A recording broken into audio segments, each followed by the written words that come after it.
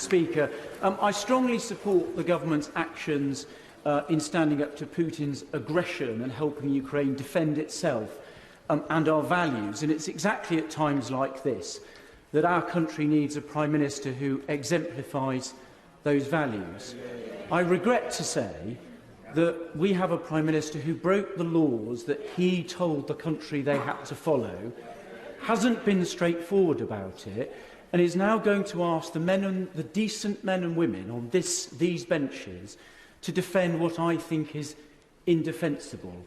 I'm very sorry to have to say this, but I no longer think he is worthy of the great office that he holds.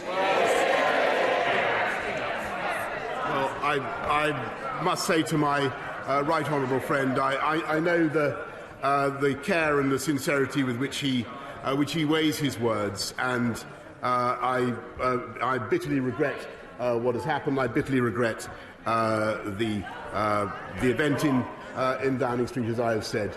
But I do believe that it is the job of this government to get on with the priorities of the British people, and that is what we're going to do. Ed Davies. Speaker, a poll over the weekend asked 2,000 people what they think of the Prime Minister. The most common word they used, by far, was liar. Yep.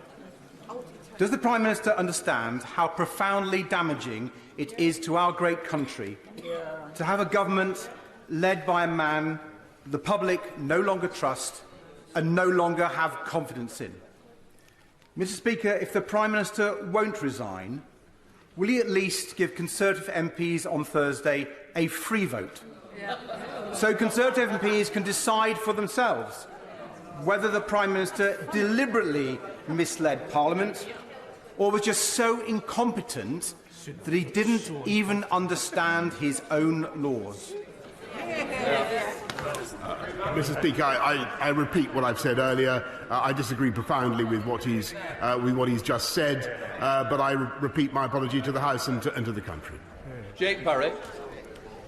Thank you, Mr Speaker. The people of Rossendale and Darwin will have weighed the words of the Prime Minister carefully, listening to them today, and they will, like me, feel that it is a contrite and wholehearted apology. They will also be looking at the action of the Prime Minister in Ukraine, and I wonder if he would consider putting Britain at the forefront of a new Marshall Plan to rebuild Ukraine after Putin has been defeated, and fund this in part by the assets confiscated by the British state from Russian oligarchs. Can I thank my right honourable friend for his excellent suggestion? It's one, indeed, that the UK government is already pursuing, and in my conversations with President Zelensky, we did discuss exactly how the supporters and friends of Ukraine around the world can help to rebuild that beautiful country when the conflict is over.